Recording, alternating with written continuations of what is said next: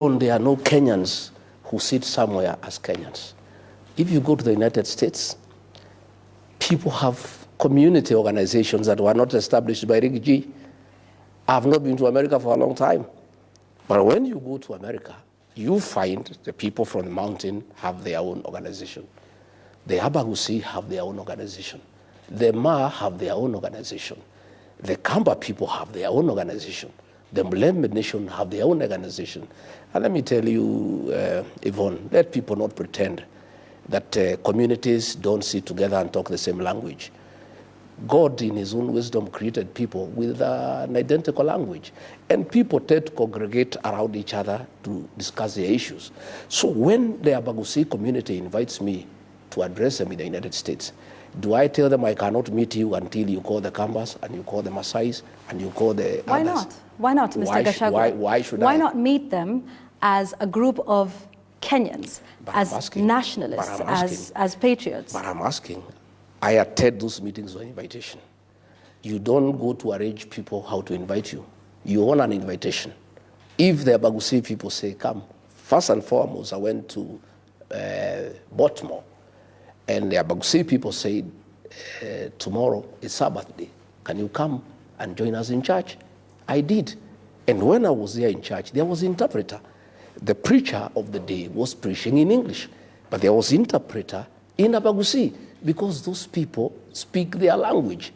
And by the way, Yvonne, let nobody feel embarrassed about speaking the language. Even the preamble of the Constitution acknowledges the ethnic diversity of the Kenyan nation and why people must be proud of where they come from. And that is why you find the Abagusi are in a church in Baltimore, and there's an interpreter to interpret the sermon in the Kisii language. That is the nature of the Kenyan nation. Mr. And there's Gachagua, nothing Rigathi can do about it. Mr. Gachagua, you are I imagine you think of yourself as a national leader. Yes, I right? am. You are the former deputy president of the entire Republic of Kenya. Yes. As a leader, you say, you get an invitation. But even after all of that, as a national leader, do you not think you have the influence to speak to people and say that I'd like to meet all of you as Kenyans? Because in as much as people organize based on where they come from and the language they speak, that is Kenyans. fair. Mr. Gachagua. Sorry. In as much as people speak the languages they do and come from the regions that they do, but there are some common shared national problems that they would have. Why not organize them or congregate them as Kenyans and then listen to their collective issues, which you can then try to seek to address? That's exactly what we did. I had two types of meetings. I had town hall meetings for all Kenyans across 4 communities. Then there were communities that invited me for meetings to discuss issues that are unique to those communities. Because communities are not, they have their own unique issues that do not transcend across the country. And I want to ask you a question. I don't want to ask you, I don't want to ask you the question. But let me point out, last week, William Ruto met the Abagusi community in State House. The Kambas were not there. The lawyers were not there. Nobody asked a question. Tomorrow. Mr. Gachagua. No, I'm asking. Mr. Gachagua. I'm just saying. Allow me to interject. Yeah. I'm speaking with Mr. Gachagua tonight. No, I know. I'm just giving not an with example. President William Ruto. I'm just giving an example. Perhaps when we get to interview him, I'm just giving an example, Yvonne, that this thing happens everywhere. Tomorrow morning, the president is meeting 5,000 people from Kiambu. The people from Machakos are not there. So because he does it, then that makes it okay?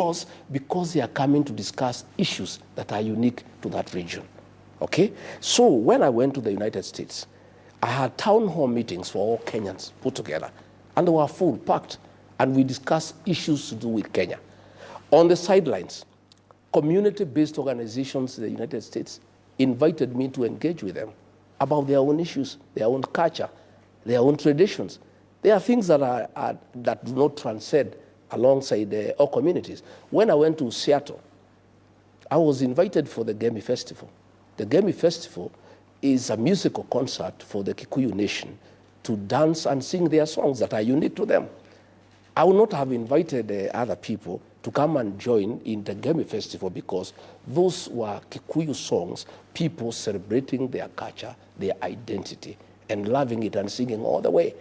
But there is no one time I refused to engage all Kenyans. In all my meetings, in all the 7 states I went, I had a good town hall meeting with Kenyans across the board. All right. A member of the audience, across of those that you met at the United States, even put this very concern to you. I want us to watch this clip together. One of the ladies who was in the audience said that you are positioning yourself more as a tribal chief than a national leader. Mr. Gachagua, let's watch what she had to say.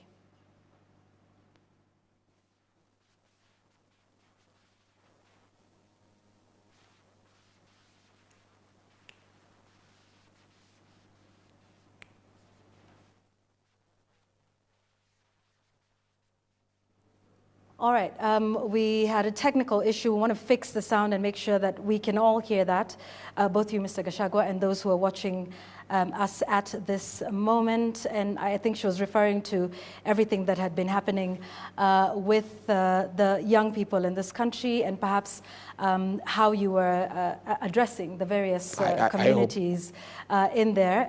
Let's see if we can get that in just a moment. So we'll come back to that in a moment. I hope you also play my reply as well. Well, we're here, so we can hear your reply. No, it's also good to see what I told her. But now that, yes, we've seen that. But now that we're here, we're live with you. We will hear the response from you. Let's fix that clip and we'll come back to it in a moment. Now, you may be unapologetic about positioning yourself as a champion of regional interests. But as a person who started off as Kenya Kwanza, Kenya First, are you not concerned that you're now Mount Kenya First, Mount Kenya Kwanza? I am a Kenyan and I champion the interests of Kenyans. But I do come from somewhere. And those people are Kenyans too. And their interests are also important. And doesn't mean that because I come from there, I should not articulate their interests. I must articulate their interests because I come from there. Much as I articulate the interests of all Kenyans, the people of that region are Kenyans too, and they have their interests, like all other Kenyans. And I'm not alone. All other leaders from other regions articulate the interests of where they come from. It only becomes an issue when the region I come from has issues they want articulated. I have had the Speaker of the National Assembly. I have had the Prime Cabinet Secretary championing the interests of the Western region. I've never had somebody tell them that that is tribal. I have had Aden Duale and the people from the northern Kenya articulating the interests of the people of those regions. And it is right, there is nothing wrong. I support it myself. I've never had anybody tell them it is wrong. You know, I have had people from the Lake region talking about their issues, about the issues of fish, about the issues of how to make sense and to make money out of Lake Victoria. I've never had anybody had an issue. Every region, Yvonne, has unique issues that sometimes do not reflect to other regions. So, and they need to be articulated by people of those regions. Mr. Gachagua, are you Mount Kenya First? I'm Kenya First, but I come from Mount Kenya. Because at the end of it all, Yvonne, today you are here interviewing me. When you leave here, you go back home. You are not going to stay here forever. You are here articulating national issues. You are here interviewing me. You are here doing a job. But when you finish your job, you go back home. Same with Rigathi Gachagua. I am here in Nairobi. I was in the United States articulating issues to do with this country. I'm here fighting for the interests of the Kenyan people. But on Saturday, I'll go to Amunyoro. And when I go to Amunyoro, I must listen to what the people of Amunyoro are saying because they too are Kenyans. All right. I want us to, I think we've now sorted out that issue because that may be a narrative that does not necessarily relate with the young people or the Gen Z of this nation. Let's listen.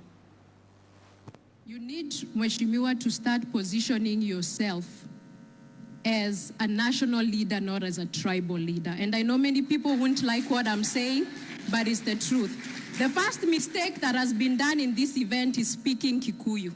I watched a speech about you in Boston, and the speech was a good speech, but there's something you said that Kikuyus tuko economic, are more hardworking, paraphrasing, economic, we've grown the country. But we have done that because we are a beneficiary of the system of Jomo Kenyatta. Are you able to put my reply? Please do that here live now. I was very happy with that young girl.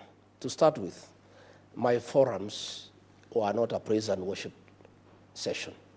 I didn't want people to come and praise and worship me and agree with me 100%. I was very happy to have negative criticism and had an opportunity to explain to the young girl that when I speak to people, my work is to give them hope and to give them encouragement. When I met some Mount Kenya people in Boston, they are business people there, I had to affirm them and say what is their place in our growth of our economy. What do you think is the place of the Mount Kenya people in the economy? They are hardworking. I said you people are hardworking. You are industrious. You are central in the Kenyan economy. And I'm very happy that the same industry I see back home is what I see here in Boston. And you must continue with that spirit. Those people who I met in Boston were from the Mount Kenya. I speak their language. I had no business speaking to them in English because I was in Boston. The fact that I was in Boston did not make me English. I was still Kikuyu. They were all Kikuyus. They had called me for a boozy in a traditional way because I'm an elder. And they said, we have an organization here from home. We want you to come as an elder. We give you boozy. And when I rose to speak to them, I spoke to them in our language. And I just talked to them about industry, about working hard. And I was very happy with what they are doing. And I told them even back at home, this community is hardworking and it plays a very central role in the economic development of our country. I didn't say that others don't work hard. I didn't say others are not important. And Yvonne, even you are an anchor. When I speak to you as a leader, I must affirm you. I must say, Yvonne, you are a good presenter. I must encourage you to continue. Well, it's not necessary, Mr. Gachagua, but be that as it may, I want us to, the affirmation is not necessary. But I think the question is, do you understand that is a genuine view of young people who are calling themselves tribalists and leaderless?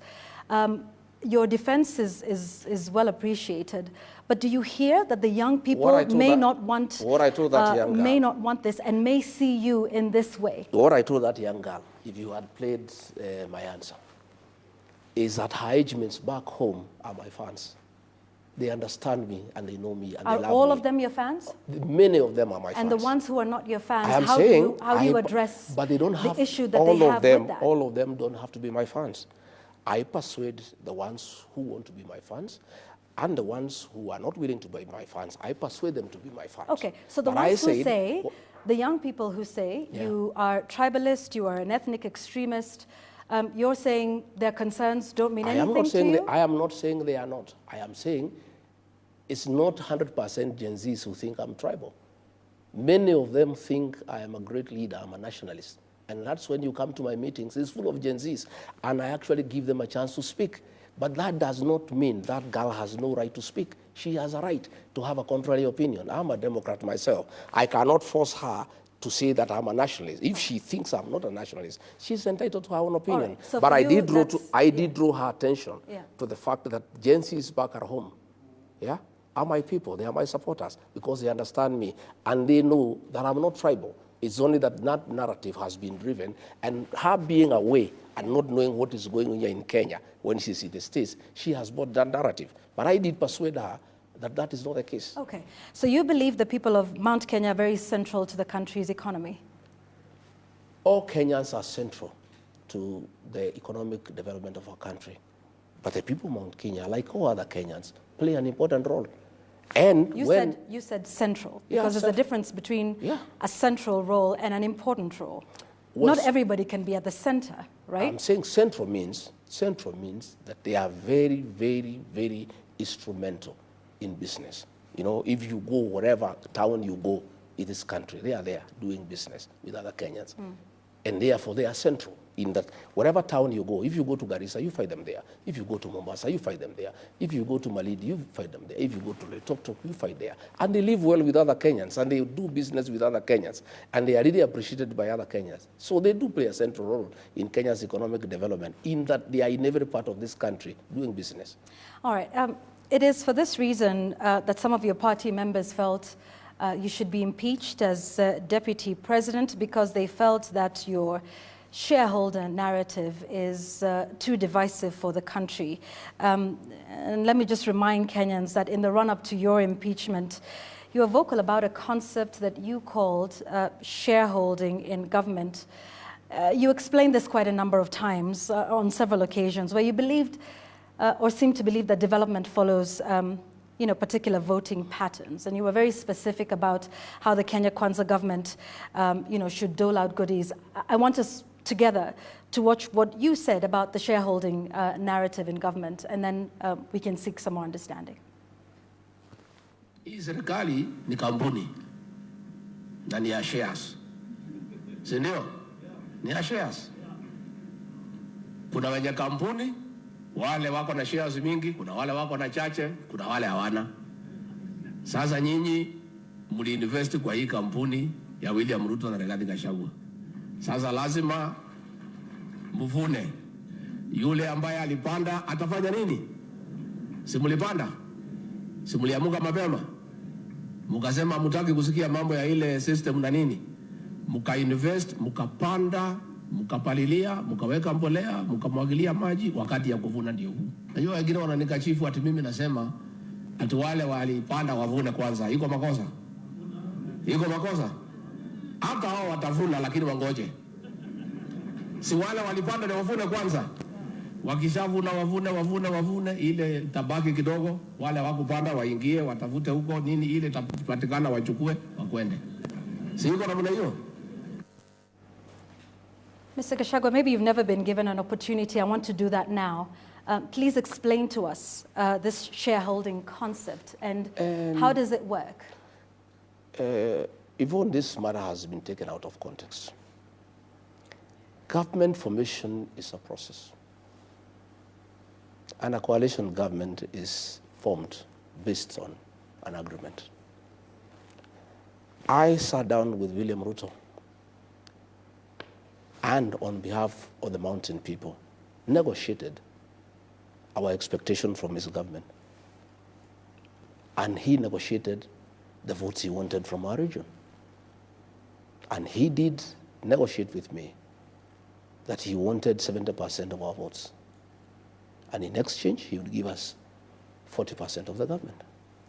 It was not written, it was a gentleman's agreement. He sat down with the people of Western Kenya. They were wiser than me. They demanded an agreement. He demanded 70% of their vote. They demanded 30% of government. He sat with Kingi from the coast, and Kingi demanded certain things that will be done when government is formed. I was simply following the honoring of that agreement, that what was promised and what was agreed on must be honored. And I was saying, we made an agreement that we are investing in this government, and this is our expectation. And Yvonne, it is not that it is anything that I was coming out from the blue. It was an agreement that was negotiated, and I was insisting that that agreement should be honored. Other people are not insisting on the honoring of that agreement. I was under a lot of pressure from the people I negotiated on their behalf, that what we agreed on should be honored. And that is when William Ruto turned against me, because he didn't want to honor what we had agreed. And luckily for me, and it's a mistake that I made that I have to live with, I didn't insist on a written agreement. It was a gentleman's agreement.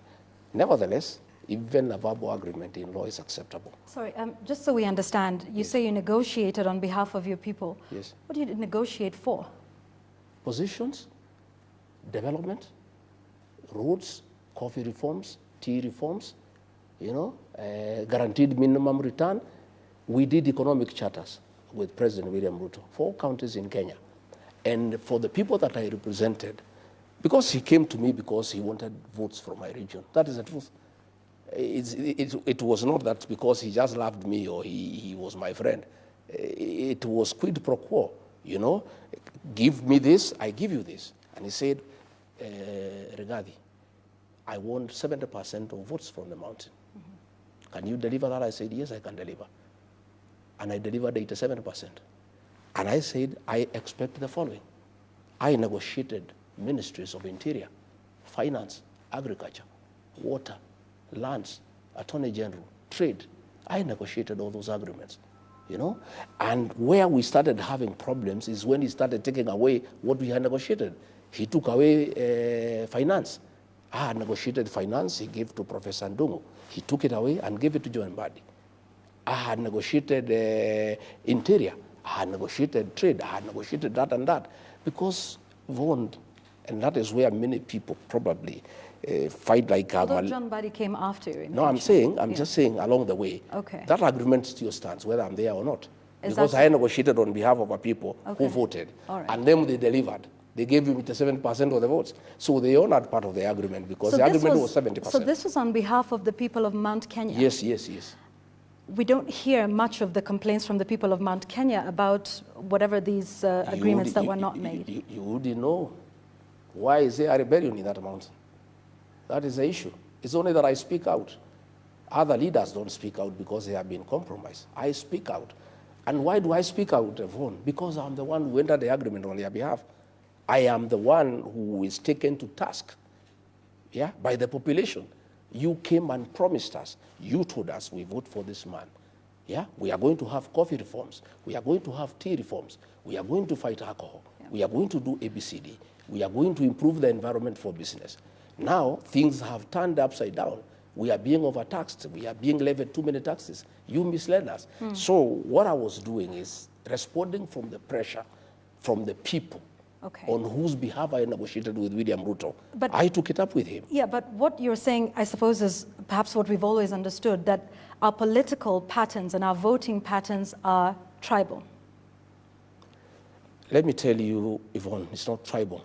It's coalitions are coalitions. No, but you said, you know, when there was an agreement that was made with you on behalf of the people of Mount Kenya, with Amason Kingi on behalf of the people from his region. So you're making this tacit admission now as former Deputy President of the Republic and a party leader that our voting and our political patterns are based along tribal lines.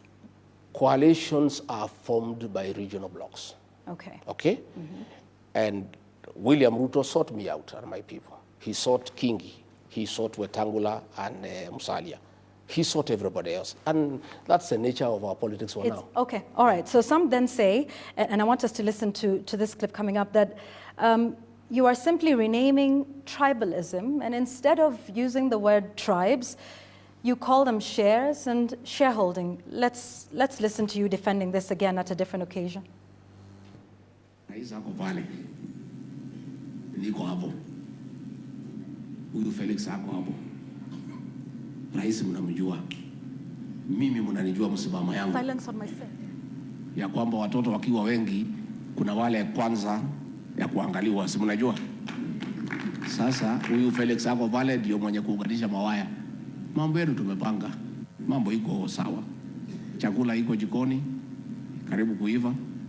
Watoto ni wengi, chakula ni kidogo. Iko watoto ya nyumbani, iko ajirani, iko namna hiyo, na nyinyi mtulie. Chakula ikiiva, sisi ndio wenye kupakua, na watoto tunawajua kwa sura na kwa msimamo. Hatuwezi kuwa confused. Kuna mtu wajua watoto yake. Mr. Gachagua, who gets to eat first and how much? But I think you need to understand the concept of our politics. I was in a meeting in Nandi, and the Nandis were asking, you voted for this government. We have our sons who have not been employed. We have expectations. You people promised us that when you form government, you will do this for us. You have not done it. My work as a leader is to assure them. That's what I was saying. Relax.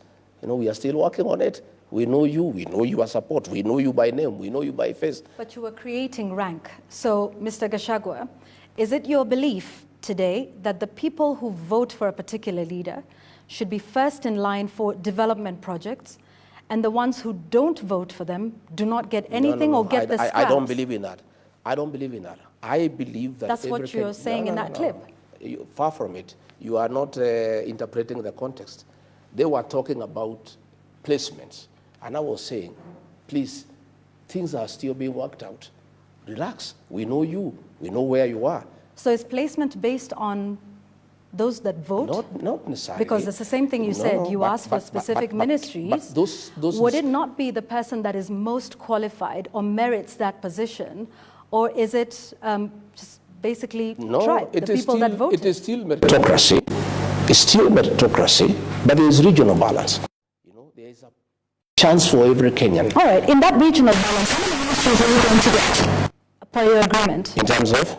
You mentioned that there was the Ministry of Interior, the Ministry of Finance. I negotiated for 8. For 8. Yes, I negotiated, right? yeah. In a cabinet of 22. Yes. Where would the regional balance if 8 out of the 22 come from one community? You've just talked of regional balance. I negotiated with the president because of the vote that I was bringing in. All right, It was up to him to make the decision. Yeah? It was up to the both of you, weren't you? President and deputy president are the ones who sit down and craft the government? He is the appointing authority. Oh, so now you're saying it's his issue to ensure regional balance and not yours? As long as you get your 8 out of 22? It's still the same thing. When Raila Odinga came, he negotiated for 4 positions for him to support William Ruto. I'm sitting with Mr. Gachagua. No, but I am saying it is not that it is any different for anybody. It is what happens in this country. When William Ruto sought the support of Raila Odinga, he came and demanded for cabinet positions and 11 principal secretaries, and he was given for support. Even us, to give William Ruto support, we demanded certain things. And it was upon him to evaluate, take it or leave it. You know? And now that you're out of government, is this a concept that you still believe in, Mr. Gachagua? In terms of? Shareholding? I am not talking about shareholding in terms of being discriminatory. We are saying when we form a government, people must sit down and agree that if we are successful, yeah, we are willing to bring this number of votes here. This is our expectation from that administration. It happens all over the world. People must negotiate. And it's only that I was a tough negotiator, and why people thought probably I'm tribal or I am too much is because I was insisting to get what I negotiated for, and I was being shortchanged. And I was saying, no, I don't want to be shortchanged. I must get what I negotiated for, because on my part, I delivered what I promised. Let's move to some more recent developments now, and back to your trip to the United States. Let's take a look at some of the other issues. While you were there, Mr. Gachagua, you made an allegation that President Ruto met al-Shabaab leaders. That's a serious allegation, isn't it? I didn't make the allegation. Here you are. Let me take you through. I'll take some time. It's not me. I was simply asking him to answer. Senator James Rich is the chairman of the Foreign Relations Committee in American Senate. Tabled a bill in the Senate asking that the status of Kenya as a non-NATO ally be reviewed in view of the following allegations. Relations with China, that is one. Number 2, relations with Iran. Number 3, government of Kenya and key officials of Kenya with non-state armed groups and violent extremist organizations, including the Rapid Support Forces and Al-Shabaab, participation in the Belt and Road Initiative, and then blocked persons and foreign terrorist organizations, including such individuals and entities based in southern Sudan and Somalia. Again, extrajudicial killings and abductions. I'm not the one who came with these allegations. So when these allegations came and they were in the headline, Kenya is under investigations in the Senate. This is a bill, I've given it to you. President William Ruto replied and said the Americans have a problem with him because he has opened bilateral trade with China, which is good for the country. And that is why the Americans want to review their relationship with Kenya. So when I went to the next meeting, I said, fine, you have answered about China. What about the other allegations? You are being investigated in the country for working with Al-Shabaab, for working with RSF from Sudan, for extrajudicial killings, for abductions. The Americans want to know why. It is alleged there was a meeting in Mandera. Can you please answer? It is not me who came with this allegation. This matter is before the Senate. Here is what, and I'm looking at this congressional record that you have shared. Yes. It talks about an assessment of Kenya as a financial safe haven Yes. for certain entities, Yes. including certain individuals. Yes. It doesn't name President William Ruto by name. You, on the other hand, are Yes. saying that he met Al-Shabaab Yes, I did. officials? I because named him this is because very different. I named Senator him. Risch, and in this I'm Congress, saying- does not talk about President William Ruto I am meeting. saying This it's was talking, your statement. It's talking about Kenya. It's talking about Kenya. And its officials. And those officials, according to you, are Who President leads William Kenya? Ruto? Yes. Who leads Kenya? Who leads Kenya? And I am saying, I concluded it's William Ruto because I am private. Okay. I am private, and I've said it before, Yeah. on record, that President William Ruto has a working relationship with Hemeti, the leader of RSF. I have said that, and I have evidence. I'm the one who facilitated the meeting. Okay. Sorry, you I am the one- facilitated the meeting Yes, I did. between President William Ruto? And Hemeti, on his request. Why would you do that? Because diplomatically, a president cannot invite a deputy to come and visit him. And Hemeti, at that time, was the deputy president of Sudan. So William Ruto called me as deputy president and had a letter for me to sign to invite Hemeti. And I went to pick him at the airport and delivered him to William Ruto and sat with the discussion. So I have said... So this was an official meeting? Yes. Right. And in what way does this official meeting then become something sinister? I am saying it was official, in quotes, but they were discussing business and trade. What did they discuss? Business, gold. Gold. I've said it before. You were at this meeting? Yes, I was. And you were comfortable with that sort of Of course, discussion happening? Initially, I did not know the purpose of the meeting. And once you did find out the purpose of the meeting, because you say you sat in there. What would I have done? That was the president, he was my boss. I said, yeah. And what do you intend to do about this now? Why should anybody believe you? What can I do? I'm asking him to answer these All right, questions. that is different with Hemeti. You also talked about him meeting Al-Shabaab. I am saying... Where is that evidence? Because it is very different from this paper that you have presented I'm here. asking. Is different from stating that the president, that the president of the Republic of Kenya met Al-Shabaab leaders. Is that still your contention today, that he met Al-Shabaab leaders? And if so, Mr. Gachagua, where did they meet? What did they discuss? Because this is an allegation that you are making. I'm saying President William Ruto answered on the issue of China. He has a mouth. He can answer whether he met Al-Shabaab or he did not meet Al-Shabaab. Kipchumba Murkomen is not a spokesman for William Ruto. Just the way he answered. No, he answered. You know, Kipchumba Murkomen was answering me. You alleged that, and now we would just want to understand from you. You have put the allegation. I have put the allegation. So would you want to provide that with facts? When and where did the President of the Republic meet Al-Shabaab leaders? I am saying William Ruto can answer that. Did he meet them or he did not meet them? Are you saying he met The them? onus is on him. No, the onus is on you. He who alleges must prove. He's the one to ask me to prove, not you. Or you are not his advocate, are you? I'm a Kenyan. No, I know. When you make an allegation, do you not expect... But why did he answer the one on China? No. When you make an allegation, do you want nobody to hold you account for what you allege? Let me tell you, Yvonne. And this is why we're asking you here now. Let me tell you, Yvonne. This did matter the president, is under investigation by the Senate. Let me tell you what I'll That's not understood. I just want to understand from you. You say the president met Al-Shabaab leaders. When and where?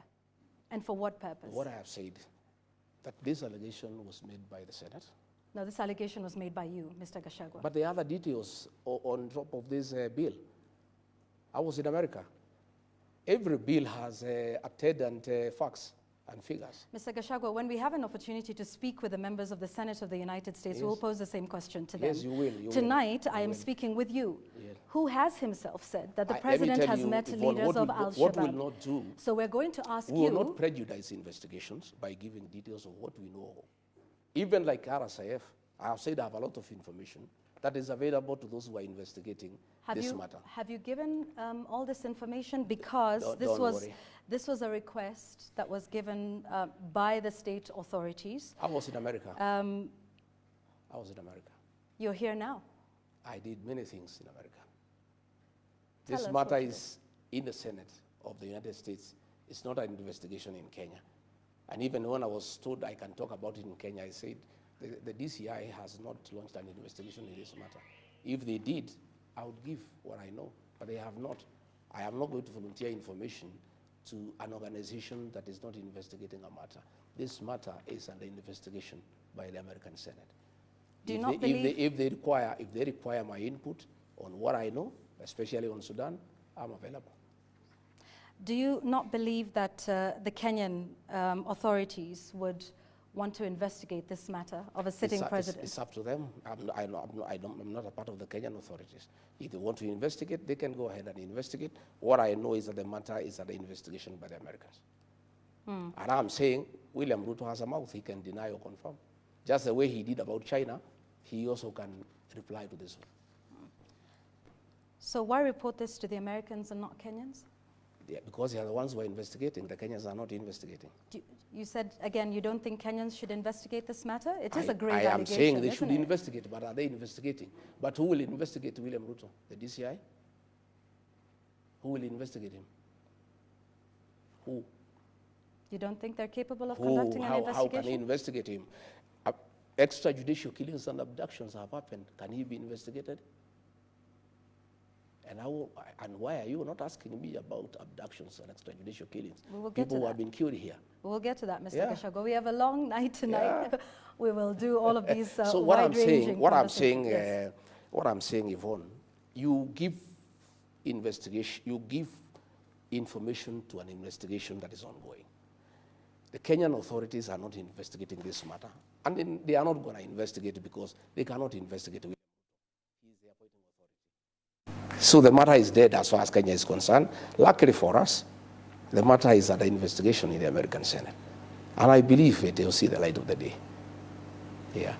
On that note, let's take a break. We have much, much more to talk about, including what's happening in the country, extrajudicials, like you say. We will have a state of the nation sort of assessment when we return here on The Explainer. Tonight, we're speaking with former Deputy President Rigathi Gachagua and party leader of DCP on a wide range of issues. Let's take a break.